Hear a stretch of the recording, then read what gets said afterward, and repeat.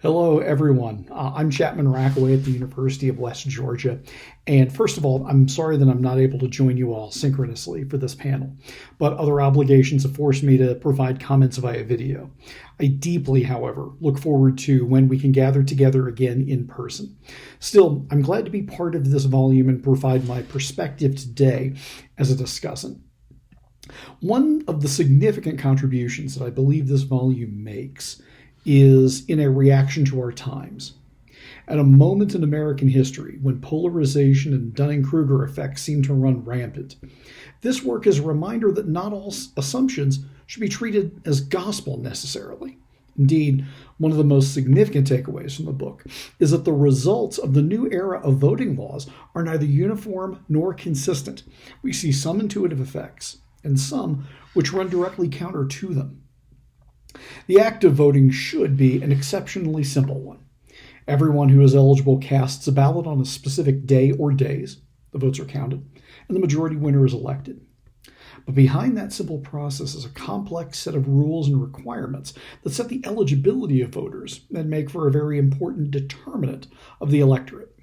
After decades of a steady expansion of the franchise, especially under federal leadership, the last 20 years have seen a renewed advocacy for restriction of the franchise. The book explores the history and development of what President Joe Biden has called Jim Eagle, both a recall to the Jim Crow era and a hyperbolic description of the intent of these new laws. The book begins with Russell Brooker's chapter, and he traces the history of black voting rights in the United States through 6 phases, mostly embodied by efforts in the state of Mississippi. The selection of Mississippi is appropriate because it served as a test bed of many changes to the rules surrounding the franchise. The first pushback against black enfranchisement post-Civil War came in the Mississippi Plan, which midwifed the birth of the Jim Crow laws. A second Mississippi Plan followed concurrently with the Progressive Era, which brings in an interesting parallel. To explore that parallel, we must introduce a term that has become loaded in modern parlance: voter fraud. The U.S. has a history of voter fraud, one that is incontrovertible, but also one which has been the subject of a long effort to eradicate. One of the most significant efforts to reduce voter fraud paralleled the Second Mississippi Plan, which was the introduction of mandatory pre-voting registration. Nebraska adopted the first statewide mandatory voter registration law in the early 1910s. Both efforts restricted the franchise, but of course in dramatically different ways. What's particularly noteworthy about the voter registration movement is how it has morphed into, and in ways combined with, the black voter suppression issues that we face today. Republicans in the early 1900s teamed with progressives against what they saw as democratic machines manipulating votes to perpetuate their own power bases. Registration would cut down on such fraud, though it would take the better part of the next century to reduce fraud to near zero. After the Second Mississippi Plan and progressive reforms, the preponderance of voter laws would work towards expanding the franchise, specifically by nullifying state restrictions on black voting rights. The reaction to the Civil Rights era's expanding protections of black voting rights was important because the rhetoric changed. By the time of the Fourth Mississippi Plan, those who sought to restrict black voting rights could not be as brazen about their intentions as they had before, but the desire to restrict black voting rights remained among some of these individuals. Thus, the specter of voter fraud was revived once again, notably by the very public advocacy of former Kansas Secretary of State Chris Kobach. Anecdotally, the results of the 2020 Georgia special election for the U.S. Senate suggest that things like runoffs may not have, at least in the modern day, the same suppressive effect on racial representation as suggested by the Third Mississippi Plan. So some of the efforts that had been deployed to suppress the black vote may actually, if deployed today, take the opposite effect, and that's a theme which we will continue to revisit as I discuss the book. The one question that emerges from the discussion will bring us back to the core argument of the Brooker chapter, that the proposed laws of the last 20 years represent a fourth in a structurally Mississippi Plan. While the intent may be there to suppress racial minority voting power, the examples of runoffs in multi-member districts suggest that, as Brooker intimates, these new laws may not have the effect with which they were designed. Which shifts us into Chapter 3, bringing into the book a discussion of the 2016 presidential election and whether the spate of changes to voting had had the supposed effect of impeding Democratic votes as intended by their initial architect, Kobach. Kobach began with efforts focused on the chimerical voter fraud claim of ballots cast by undocumented immigrants. It's impossible to separate the intent of these laws from the partisan interests behind it. Demographic trends have been slowly building an advantage for Democratic candidates for some time. Kobach and his allies decided that the best way for Republicans to stay competitive was to reduce the potential Democratic electorate's size. However, the results are counterintuitive, at least if we take Kobach's intent as it's been presented. The data shows that relative to counties with no voter ID laws in place, locations with both voter ID laws and a large proportion of African American voters actually see a significant increase in voter turnout. Even in the face of restrictive voter laws, mobilization efforts are a significant force and can even counterbalance those laws.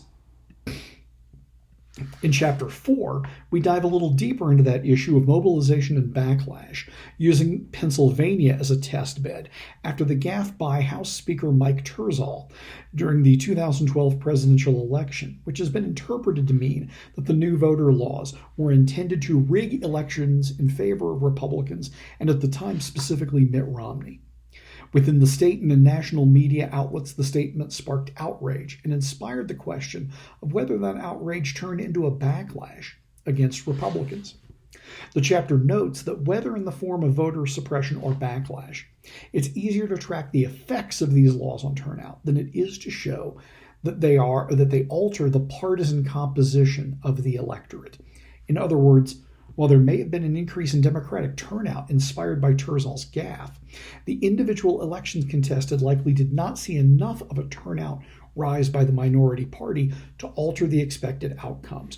We cannot expect that these elections and the concomitant backlash mobilization will necessarily change the outcomes of the elections, merely change the margins. Chapter 5 moves to further complicate matters by exploring an overall partisan vote share in states with differing ID requirements. Republican vote share does tend to rise, contrary to the findings of Chapter 4, but there's more to that story. Given that the laws generally correlate with higher turnout and higher Republican vote shares, it appears that they may be more effective at mobilizing Republican votes than they are at suppressing Democratic, Black, or Hispanic votes. Therefore, we can say that the results are at most mixed. In Chapter 6, we move beyond voter ID and citizenship requirements to the issue of felon disenfranchisement. While disenfranchised felons may not, as in earlier cases, alter the potential outcomes of elections, they do provide one of the clearest cases of Jim Crow-style voter suppression because of the disproportionate distribution of felon disenfranchisement among races. Black and Hispanic votes are significantly more suppressed by felon disenfranchisement. Again, this may not alter election outcomes, but it certainly has a significant impact on the composition of the electorate. Chapter 7 takes up the issue of gerrymandering. And prior to every vote, elections are districted, and the drawing of unique lines is significant in the election or in the administration of those elections. One issue that should be addressed here is that the circumstances surrounding policy proposals may change over time. To go back to Brooker and the Third Mississippi Plan, it featured, among other things, a favoritism towards multi-member electoral districts as a method of suppressing minority voting rights.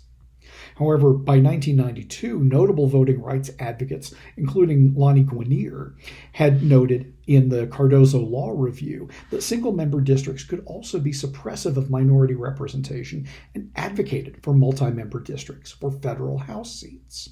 Another subsequent study showed that in multi-member districts, they could actually enhance minority voting rights. This is Gerber et al.'s 1998 American Political Science Review article, Minority Representation in Multi-Member Districts. So in the final analysis, the book separates out two very important concepts to consider when analyzing voter laws. One is intent and the other is effect. Regarding effect, the results are mixed. Altering voter laws does not create a built-in partisan advantage and can even backfire. But if the intent is designed to suppress one or more races from casting the ballot, then that is enough of a concern to consider the alternative pathway from the Shelby County versus Holder precedent, which based its decision solely on the idea of racial voting parity.